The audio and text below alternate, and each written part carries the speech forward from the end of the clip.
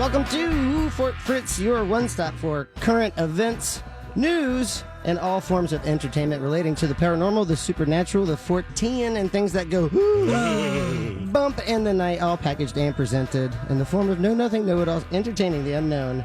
Hello! Fritz here, and we are back, joined as always by co-host Mandaddy. Hi! Kaz. Hey. And Angela. Hey. A lot has happened over the past several weeks. Thank you for being back. Thank you for having us. We are doing this damn thing. The Department of Defense recently declassified Navy video of UFOs that have been taken by Navy pilots, obviously, flying around. And that's something that we've talked about before on Fort Fritz, the declassifying of the government's UFO videos, right? Right. So this kind of struck me as odd. Which country do you think has said its pilots have never ever seen a UFO or a UAP, an unidentified aerial phenomenon? Which country? Major world player. Russia. Not Russia. Ooh. China.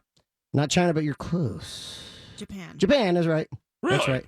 Japan. Because they're making them. They might That's be. why. They're the ones What making are them. you That's why guys they haven't seen talking them. about? Yeah, exactly. They're not UFOs them because they know what they are. They're identified flying objects. They're IFOs. Maybe they are. UFO researcher in Japan has also said, you know what, this kind of smells, because obviously there are UFO encounters all over the world, and Japan saying that they've never ever had one is just kind of BS. And they've asked the United States of America and with help in case they do encounter a UFO. That to me says, why would you ask America? And then number two, why would you ask something so specific to, like, what do you know, Japan? You know, like, Yeah, what's coming? if they're asking the U.S., okay, let's say hypothetically, and U.S. is like, go ahead, Japan. And Japan's like, let's say we encounter an aggressive UFO. What should we do? And America's like, I don't know, fam. Like, No, it's America. We shoot it. That's Yeah, all. It's exactly. America to That's shoot all it. America does. We don't that's the know. only thing you can We'll do. figure it out What if it's later. friendly? Shoot it. Yeah, We'll shoot, dissect it and figure it out. There shoot you it go. and then see what happens, I guess. So that made me then speculate, well, do we have known cases of extraterrestrials or alien-like creatures becoming aggressive to humans?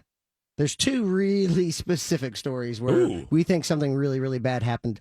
The first one, this is a world-renowned case. It's the Kinross case, Kinross, and that focuses on the still unknown disappearance of a U.S. Air Force F-89C jet fighter.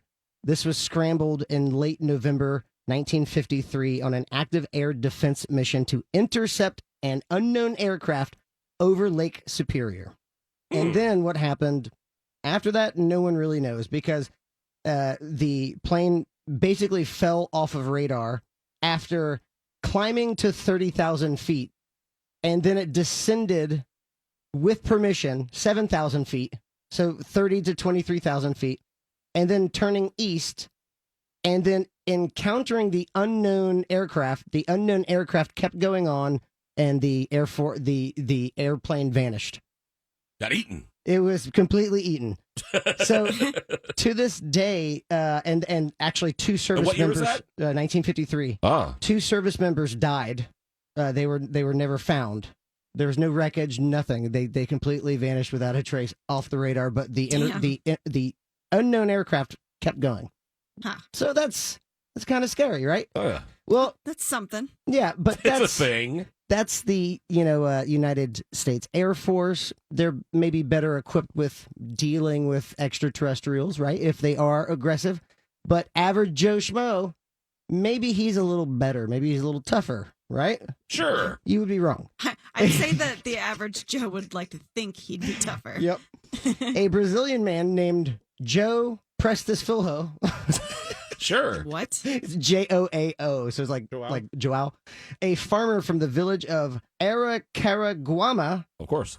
Out of the blue, he saw this powerful blue glowing light which emanated in the skies directly above him. Whatever it was, though, burnt him almost to a crisp. Whoa. He fell to his knees. His skin began to bubble up, And then as he was going to the hospital, paramedics said literally his tissues fell off of his bones. He was pronounced deceased. Whoa! And what year is that again? Ooh. This was, it doesn't say offhand, It's like Thursday. 1946. Oh, Yep. ooh, 1946. Ooh. Absolutely crazy. terrifying. So, yeah, that's absolutely terrifying. So maybe Japan is onto something. We don't know what the hell it is. Japan is just trying to figure that S out, and we're over here just going, okay, yeah, so there's two things you can do, Japan, but one of them you're not going to want to do. You got to get 50 cola nuts. You got to put them in a paper sack. You got to sleep under that sack. You put the lime and the coconut. It'll make you feel better. Exactly. I've got two more stories, and they're because of that. That was very, very heavy. Let's lighten it up a bit.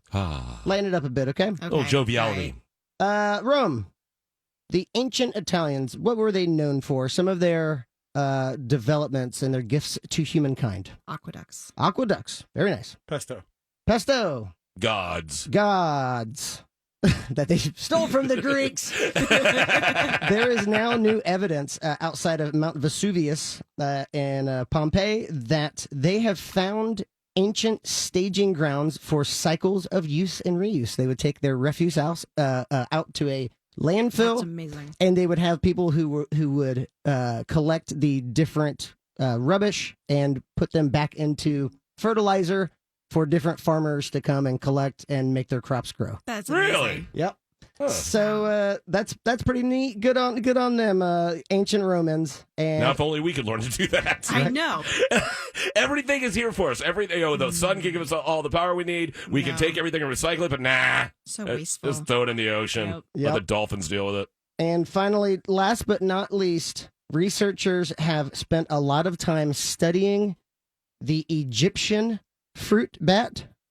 That's a picture of him right Fruit? there. Aw. Look at how cute they I are. love the fruit bats. That just looks like a I big just pile love of peanut bats. butter. Right? Yeah, it looks like peanut butter. That is Crunchy correct. They're peanut famous butter. for being that Is way. that a bunch of them, or is that one? It's a whole bunch of them. Oh, okay, okay, that makes sense then. It's a pile of bats. Look how cute Just they shove are. your face in it and go, ah. So cute. So researchers have been setting up microphones in their cave systems and also at Tel Aviv University, and they have discovered that the Egyptian fruit bat, all of their really high-pitched, the crazy bat noises, Yeah. they are actually communicating to individual members of their society with Nice. problems that they need help figuring out. Really?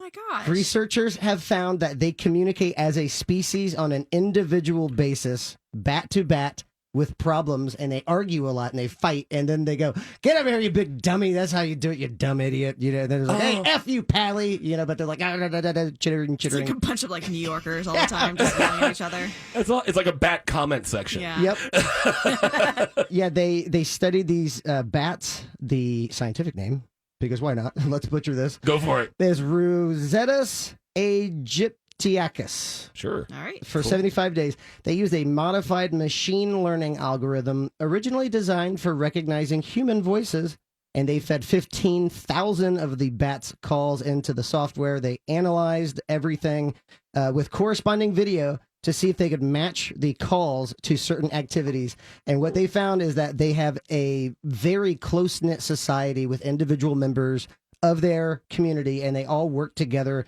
to get things done. We have shown that a big bulk of bat vocalizations that previously were thought to all mean the same thing, something like "get out of here," actually Fly! fly and go. No! Oh no! So they're actually having complex conversations like, can you believe what Karen did today? I got to clean this up. Come on. The researcher, his name is Yovel. Yovel. Let's just call him Yovel. Oval. He says Old Yovel. what we thought was "get out of here" actually contains a lot of information. By looking even more carefully at stresses and patterns, you can see that there are subtleties in each bat call, and with their own language, it's like a Rosetta Stone, basically, to figuring out what bats are doing. Because some of them were looking at their feet as they were calling, and some of them were looking at their wings as they were calling the exact same, vocalizations, but with different stresses to maybe indicate parts of their body. Interesting. So they're Yeah. hyper aware, and they're trying to help, like, "Hey, I got something over here. Can someone help me?"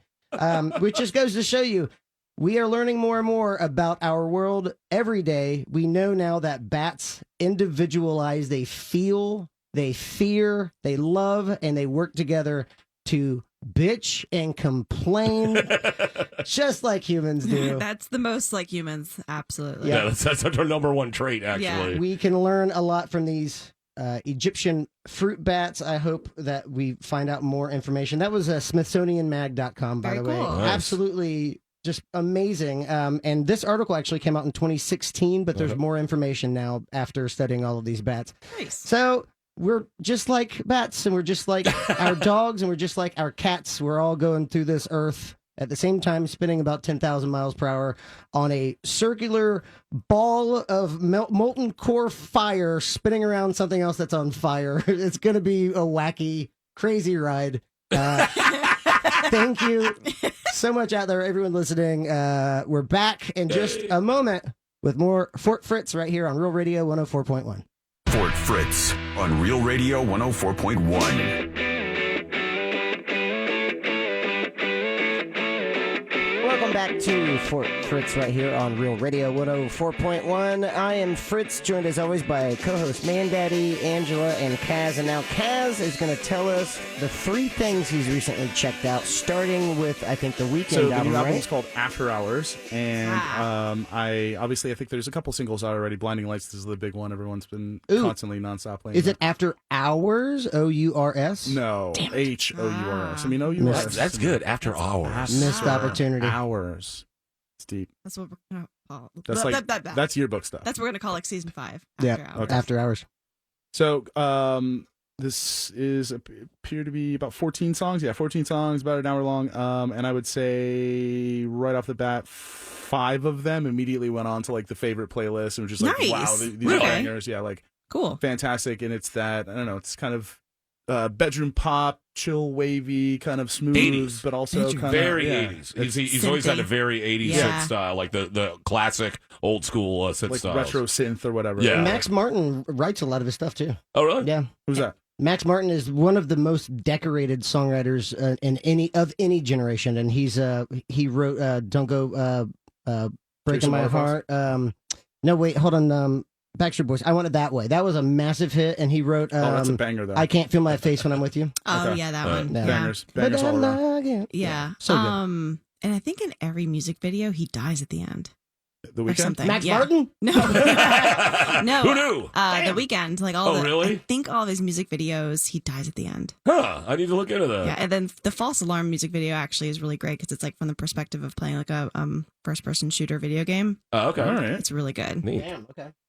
So anyway, check it out. The Weeknd, After Hours. I also watched a movie called The Proposition, which is a Western. Came out a few years ago, but it was written and I don't believe directed. I think just written by Nick Cave of Nick Cave and the Bad Seeds. Oh. Oh, nice. Sweet. And it stars He's one of those Guy artists that has a Ritchie. cult following. There's people that are just really yeah. into some Nick Cave. Yeah. I like a lot of his stuff. Yeah, I mean it's moody and it's it's dramatic, and that's kind of what this was. This came out in 2005, so this was Okay, 15 there you go. years ago. Yeah. Guy Ritchie and not Guy Ritchie, Guy Pearce, the guy, big tooth guy. Guy Pearce. Bigger teeth than Walter Goggins.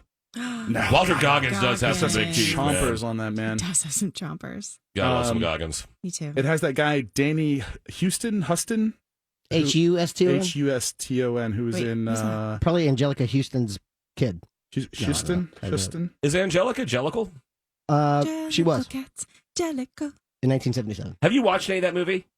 It's a nightmare world. No, I have not We watched watched Cats. like 10 minutes, like 8 minutes of the other night. No, It is just I did literally not. a nightmare I don't want world. to. What How movie? it got greenlit, I have no idea. What is this? Cats, the Cats musical movie. Oh movie. yeah, The no, I've heard. movie. Yeah, I've heard. No, It's I've heard. just we watched the scene with Rebel Wilson as the fat cat that has a bunch of dancing cockroaches that she's eating, and they're screaming while she's eating them, and they have human faces. Oh. Yeah, this happened. We allowed it. Yeah, that's pretty gnarly.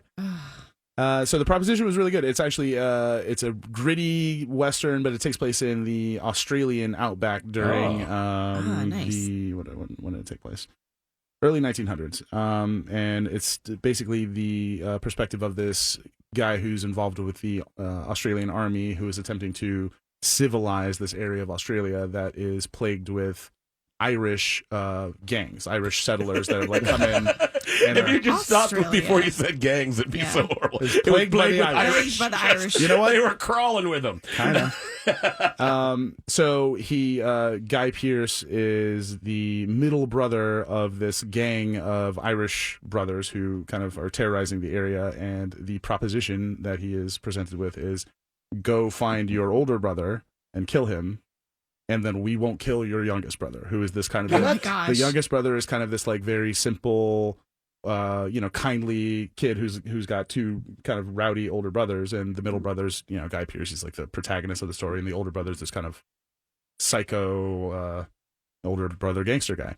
And yeah, that's the idea is that he kind of travels through the Australian outback, and it's very moody and very like tense. Everybody's getting like seriously injured and kind of has to like crawl around. The one thing I did like they were really like showed you the harshness of like Australian like outdoors. Oh, Like dang. there were like several scenes where Guy Pearce is just sitting there just swarmed in mosquitoes, like clearly like welts all over his face, and his lips are just dry, and he just looks miserable. And it's like, yeah, that looks like Australia. Yeah, Australia That's what I just picture. doesn't want you to be there. Yeah, It's yeah, like- they don't want any life to exist. No, no.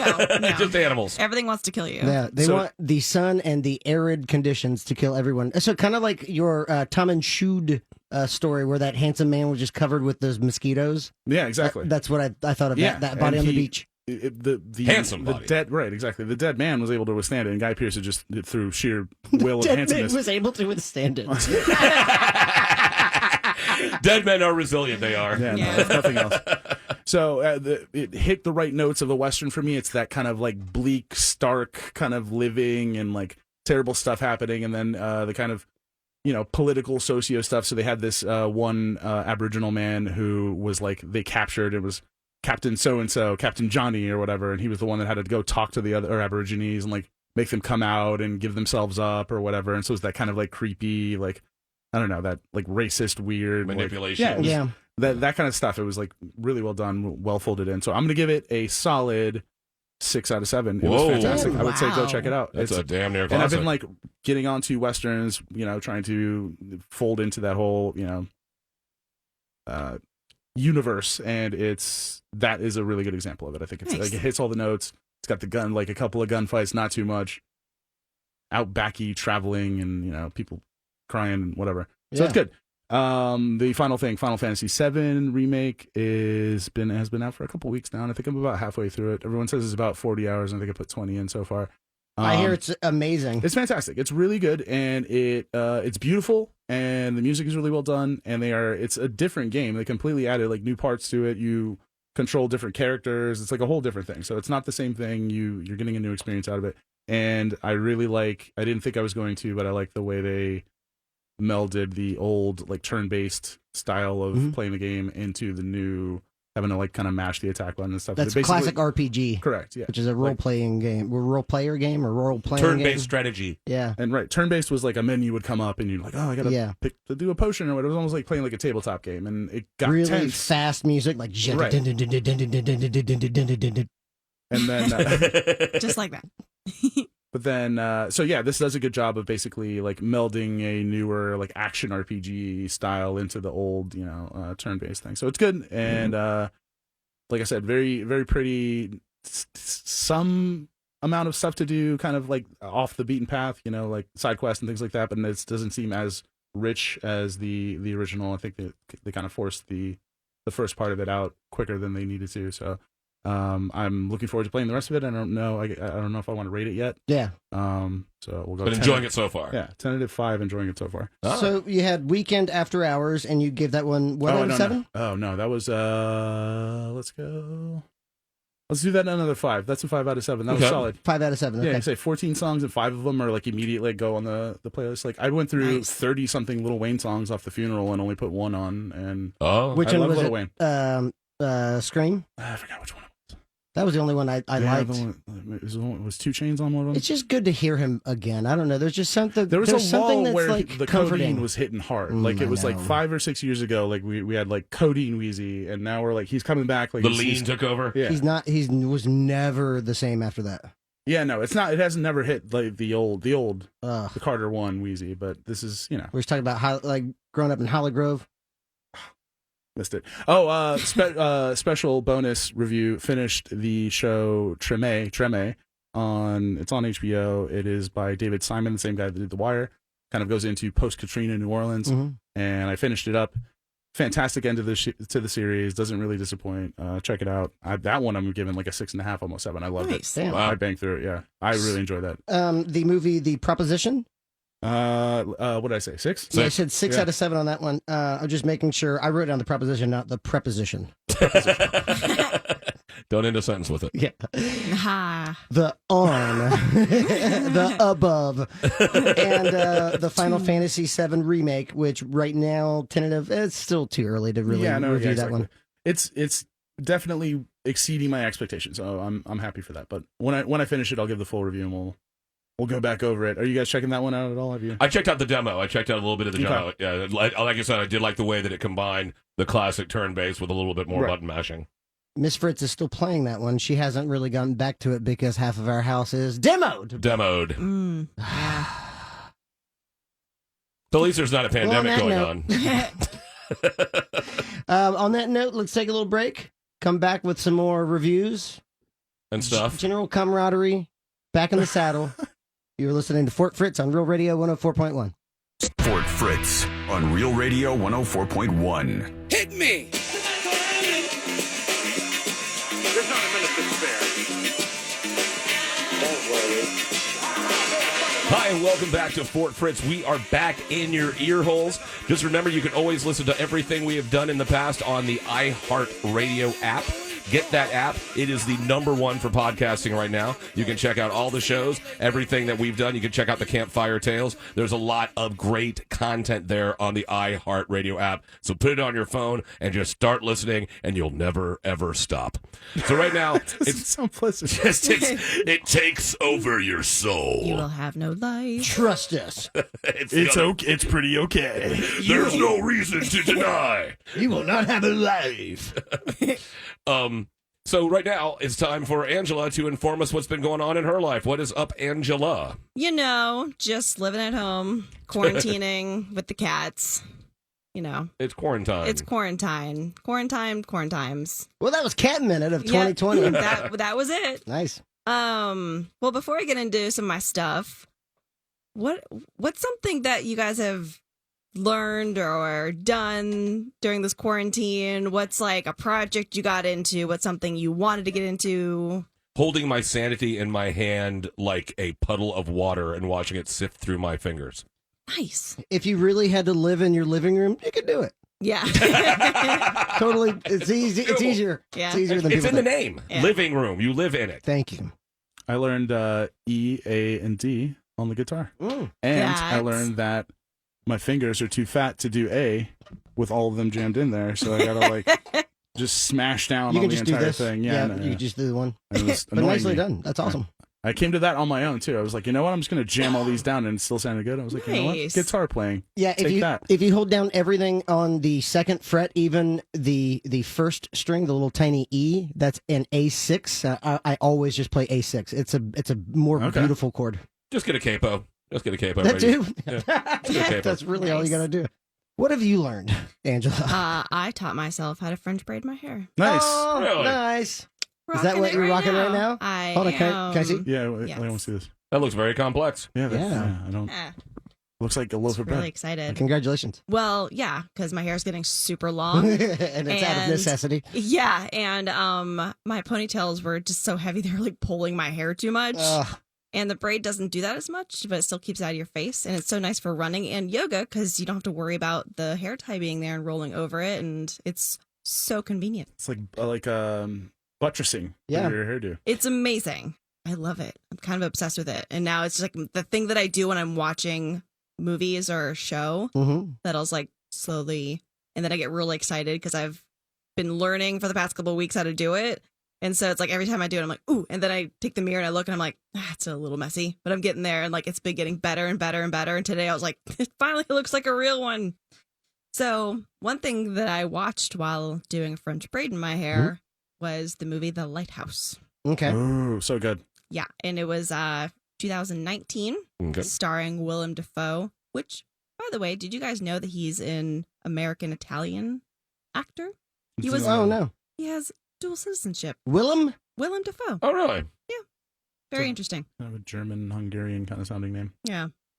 And Robert Pattinson, two men in Hollywood who have very interesting angular faces. Yeah, Craggy. Craggy. One of them's Green Goblin, the other's now the Batman. Yes, which I'm like very back and forth on that. I'm not sure. He's definitely has the jawline for He's it. got, yeah. I hear that they're focusing on the Batman being the A world's detective. greatest detective. yes, I heard about And that too. that, I'm like, okay, that's what we need to do. They've shown him kicking as much butt. Let's show the other side. Yeah, Yeah, because I'm when I fine. think of Robert Pattinson, I'm like, that guy's a narc. He's a cop. He's a total narc, right? Total narc. Narc. Total nerd. Total, that's great call. So the movie The Lighthouse, it's a psychological horror, and it was directed by Robert Egger.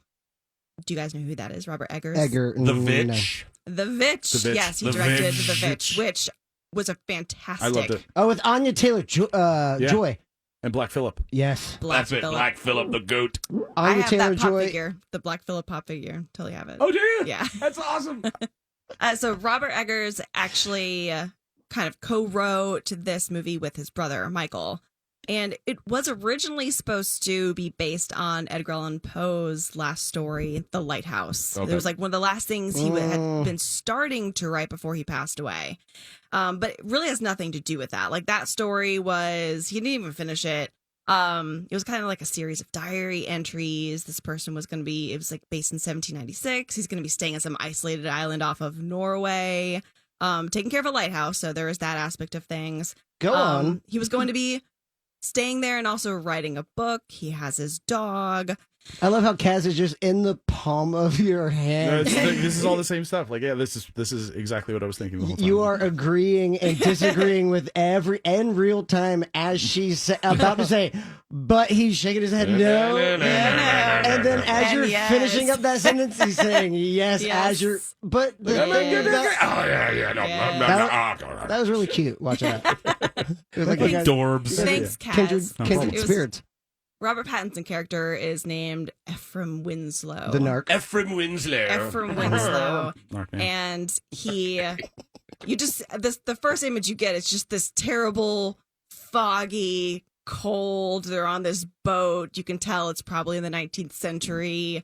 And they're coming up on this island. And one of the parts of the soundtrack is this foghorn that is just blaring. It's like the Silent Hill Yes. horn Yeah, on it's steroids. really It's just creepy. otherworldly Yes. alarm blast. Oh, exactly. Way huger Very, than that. Yeah. I but it's- could. I'm not going to. You know I Okay. could. But Don't it does do have that Don't please weird, don't. muffled kind of, but Way too big. yes. And it's literally on this rock, it seems, in the middle of the ocean, just the lighthouse and the house there. And as you find out, he landed there to do, like, he's a contract worker to be a wiki. That's what they call lighthouse people. Wikis, if you're manning a lighthouse. Oh, cute. A wiki. Wiki. What a wiki. It's not baby jargon. It's not, Look at the widow wiki. it's not Ricky. And it's supposed to be an island, like, off of New England somewhere. And It's took always me- New England. It's Yeah. always, especially with H.P. Lovecraft stuff, it's always out there. Right. So, and you can totally tell with a Robert Pattinson accent, he kind of has that dialect, the Maine accent, the New England accent. Narc accent. The narc, Boston cap. Chowder narcs. Yeah. Chowder This knocks. week on Chowder Narcs. Except to be chowder knocks. Chowder Narcs. So that was one thing that I Chowder kind of felt when I was watching the Robert Pattinson performance was he's doing his damnedest Daniel Day-Lewis. Oh. There Will Be Blood right now. It's like almost to the T. The like the oh, Mr. A little oh, bit. What's that? What do they call that accent? The Mid-Atlantic. yes. I'm the, sure like, you yeah. know why I'm here. Yeah. Oh, And no one talked like that. Yeah. And you know what? This movie has a little bit of that. Yeah. No. Yes. Not a lot of dialogue, but a lot of like sound and atmosphere and tone and everything. So he's brought on, you find out, to be there for 4 weeks, and Willem Dafoe is the guy who just lives on this island. And you know what? At first, you don't really pay attention to Robert Pattinson's dialect because Willem Dafoe's doing this whole like pirate Yeah. sailor, Yarr. like totally, Like the Simpsons sailor Yes. guy. Like pretty Really? much that. Yeah. Yes, it's very otherworldly, and so like Robert Pattinson's character feels a little bit more familiar, and then Willem Dafoe feels like very cartoonish. So, and he just starts like telling him to do duties, but he's never allowed to go up to the light. Like, you can't, I man the light. That's me. And he gets really intense about it. And then as soon as Robert Pattinson gets there, you start like, because you're mostly seeing it from his perspective. He's getting visions of things, mermaids, sirens, all this stuff. And then, it's like, oh, what happened to the other contract worker? And he's like, oh, he died. He went mad. And then you're just watching this whole like interaction with the two of them, and they have this total aggression. There's like weird themes of like homoeroticism with totally. it, like Totally. yeah, and alcoholism a little bit, like toxic masculinity, like men can't really bond unless they drink, and there's all this like aggressive relationship they have. And it's like, and so it's just like a kind of like a Yeah. I believe at one point they allude to them basically drinking kerosene, like they were mixing oil and something else to like make kerosene, and they were just straight drinking kerosene. You couldn't even drink the water, and so they're just going completely mad. That's a lot back, in those times where there were areas where they didn't drink water because water everywhere was polluted, or they didn't have filtration. So for the most part, people were just drunk all the time. Yeah. Also, Like quarantine. alkali. Yep. So The trio? Yeah. The Willem Dafoe dirt face soliloquy was one of the coolest scenes that I've ever, like, that is worth watching the entire movie there's to just get to. really cool moments like that. Yeah. Because the way that it's shot, first of all, it's all in black and white, and it's on 35 millimeter. So you just have this really cool aesthetic of like it would do with The Witch. And just dense. It's almost kind of like going through a really old like photo album of watching people go insane on a little rock somewhere. Yeah. And just the cinematography of it's gorgeous and haunting and creepy and cold. Like you just feel how cold and rocky and desolate this place is. Desolate. That's really but like two people on screen the whole time. I mean, it's compelling. It was interesting. It's definitely weird. There's definitely a very creepy seagull scenario. So if you don't like to watch animals being killed. Oh yeah, and you kind of Who does? You see it coming. Yeah. Sometimes they have it coming. Yeah. I don't mind it. I mean, if it's like an asshole bastard goat, like that goat. Yeah, Black Phillip. Black Phillip Thank had it you. coming. Black Phillip was the devil, dude. Yeah. So out of 7, how would you rate this movie? I would probably give it like, This is The Lighthouse. this is The Lighthouse of 5. Okay, I thought it was good well review. That's done, good. well acted, well shot. Good piece of art. I'd say it's like just a really good piece of art. It's a film. Nice. Oh. It is a film. So yeah, I really Cinema. liked it. It's very interesting, really disturbing and creepy. Definitely a psychological horror, and I thought it was well executed for the most part. Excellent. Well, coming up, Mandaddy's going to wrap it up here. Our first week back, really, in quite a long time. You are listening to Fort Fritz on Real Radio 104.1. Fort Fritz on Real Radio 104.1.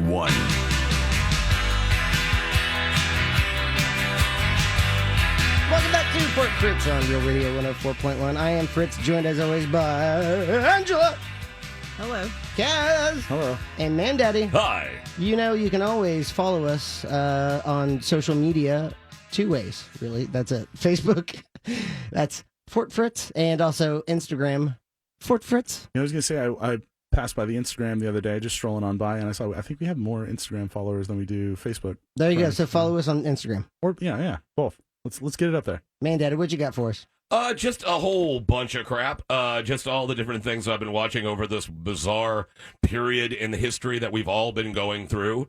It's been strange for everybody, I believe, on different levels. Some people's lives have changed drastically. Yep. Some people, not that much at all. Both me and Lady Daddy have been, the carpet has been ripped out from under us when it comes to our industries. So we've just been watching a lot of stuff. And so I just got a big rapid fire of a bunch of stuff we've been watching and looking and playing and stuff. Let's do it. So we got, first of all, the first movie we watched coming out the gate was Invisible Man with the wonderful Elizabeth Moss. And her gorgeous blue eyes. I And love it her was eyes. good. It was really good. It was way more enjoyable, way more twists, and way more tense than I thought it would be. And so I really enjoyed that. I'd give that at least a 5.5. Just a really good, scary movie with an ending that makes you go, huh?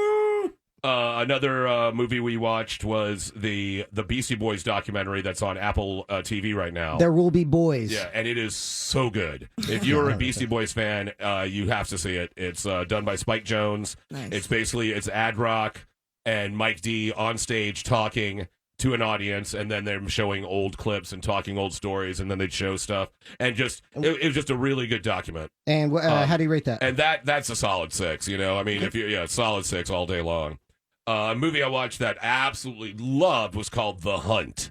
And this movie was, I confused this when I gave my review for another movie. I thought that was the movie, but no, this is The Hunt. The Hunt was supposed to come out about a year ago, but it's very partisan and involves people of different political stances killing each other. And they kind of backed off of it for a while because there was a few mass shootings that just happened. A few. Yeah, a few. And so while watching the movie The Hunt, I said that if I like this movie anymore, it's going to grow boobs. And so this movie is... You've been putting like... Never mind, I'm not even going to get into it. All right. Anthropomorphic Morphizing, movies like, so he can have sex with her. like inanimate objects, You do this rocks, to and everything. potatoes and stuff. Like, we need to get you out of the house more. No more quarantine for you, man. Potatoes. You're getting weird. But The Hunt is absolutely stellar movie. I'll give that 6.5 all day long. Absolutely. I thought that movie was stellar. Yeah. I need to watch it again. I mean, Jeez. that's how much I All right. enjoyed that. So that's better than The Invisible Man and Beastie Boys story. Yeah, I mean, just I don't know. It was because the commentary of it, of what it gets into, and it shows the bad side of the right and the left, and plus some insane kills. And when the movie starts, you're like, oh, I completely see what this movie's going to do. And then within 3 minutes, you're like, oh, no, I'm wrong. I'm completely wrong. And every character is like, oh, it's all about, oh, no, it's not about them. They're dead. You know, I mean, it really clicks along at a very interesting pace. And it has the woman who plays Liberty Bell from Glow. Oh, I love her. What She her is the main name? character, and she is awesome She's in a it. badass. Yeah, she is a extreme badass in this movie. Nice. One of the movies that I watched that I just really was unhappy with was Rise of Skywalker. Man, there's some hot garbage in that movie. There is just some absolutely hot garbage in that movie. I don't even want to rate that. My God. No, you have to now. By the way, Liberty Bell was Elizabeth Fallen Jumpin? Sure. Fallen jumping? Fallen jumping. Son of a bitch. Fallen jumping. Betty Gilpin. I give Rise of Skywalker, I'll say it's like a 3. Oh, 3.2. 3.2. that's still not bad because he never tanks any movie. Yeah. Ozark season 3 was absolutely stellar. I think if you haven't been watching Ozark, totally get that on your queue. That is so I started the first season, but then I realized that there were a bunch of other seasons, and I kind of like once you come into something late like that, you kind of ruins the 3. There's only 3. I don't really want to watch it. Did anyone else get that vibe? Like starting that first episode? If you get to the end of the first episode, like all the stuff happens at the end. It's kind of it was so blue. It's so blue filter. It's blue filter. It has. That's the whole thing of it. Sure. Actually, that would be yellow filter, wouldn't it? All the yellow is filtered out. 'Cause it's the opposite. Look at that. Yeah, because blue filter is yellow. Anyway, I hate it. No, it's really it's good. so It's good. done really It's great. well. Yeah. It gets so good. Some I shows mean, are like that. it takes a little bit to get rolling, Yeah. but once it does, it just keeps rolling. Was this season 3? Okay, Mm-hmm. so Season 3 Ozark, I'll give that 5.4. 5.4. They did If a you're good just job. tuning in, this is the 5th film that Mandaddy's just rapid fire reviewed. Just ripping through stuff. One movie that I really enjoyed that I'll just come out right. So I'll say, let me think. I'd say this one is 4.5. Is Guns Akimbo. Look, he's reviewing the movie before he's even saying it now. Guns Akimbo. So what was it? 4.5 on Guns Akimbo. That's a movie with Daniel Radcliffe, where basically he's like, there's it's in the future where there's a sporting event where people actually kill each other. And you go online and you watch people kill each other, and he's a troll on the Facebook, on the message boards of that game, and they decide, well, we're going to come and get you and put you in the game. And so they knock him out. They basically staple guns to his hands and push him into the game, and so now has to fight for his life. Nice. And so it's just a lot of fun, very hyperkinetic. And the games I've been playing right now is I always play older games because I'm poor, but especially now since I don't have a job. Is the Spider-Man game that came out on PlayStation 4 came out about a year and a half ago. That game is fun on a stick. That game is just so much enjoyment out of that game. You could just swing around the city for a half an hour doing nothing. Was but it just called swinging. Spider-Man? Yeah, just Spider-Man. Spider-Man. Spider-Man. Spider-Man. And that game's a 6 all day long. The amount of content they had for, and I'm not like a Spider-Man nerd or anything. I kind of checked it out. It was fun. It was cool. It was the best Spider-Man game that I've played. But they had like I've heard that every freaking Spider-Man. Like it was right around when the Spider-Verse thing was like really. So they have like Noir Spider-Man, like whatever, like investigative Spider-Man, like every weird comic book iteration of him. There's like a really highly polished digital version of it in game that you can like jump around with Spider-Man. And I read another really cool thing. They programmed it in the ambient, like people walking around the city. Some of the models are like a Hasidic Jewish people, and they programmed it so on Saturdays they like don't appear because they would like stay like inside. Oh, really? That is cool. That. I love when there's a lot of different, like with the Skyrim games. Like people say that you can follow characters and they have and they'll go to their life. Yeah, they go to work, they come home, and they have an actual routine. And so the amount of depth of programming that is just stellar. What do you think about it? Let's do the checkout. So we're going to tell everybody things that we think you should check out. Fritz, what do you think the people should check out? On Netflix, I think it's hilarious. It's right up my wheelhouse as far as comedy. I think you should leave with Tim Robinson. Oh my God! I think that's so funny. So hurt, like pain in the face. Funny. There's 6 episodes. Each one's 17 minutes long. Yeah. All right. I think you should leave with Tim Robinson. We should watch one of the sketches before we leave. Absolutely, yes. Angela, what you got?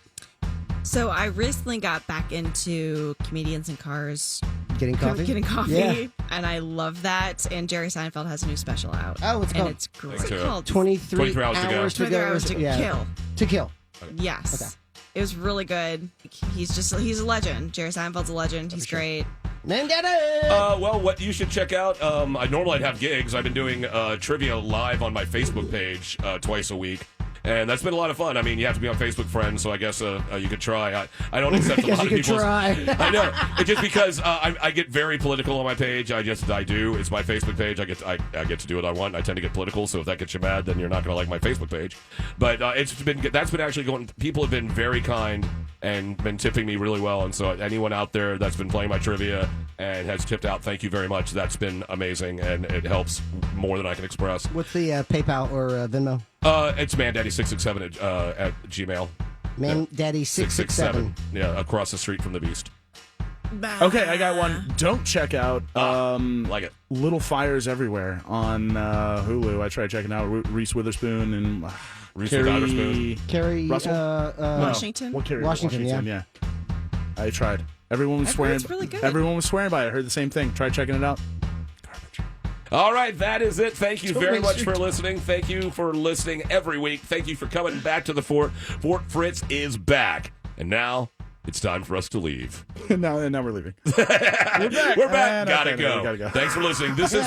Until next time.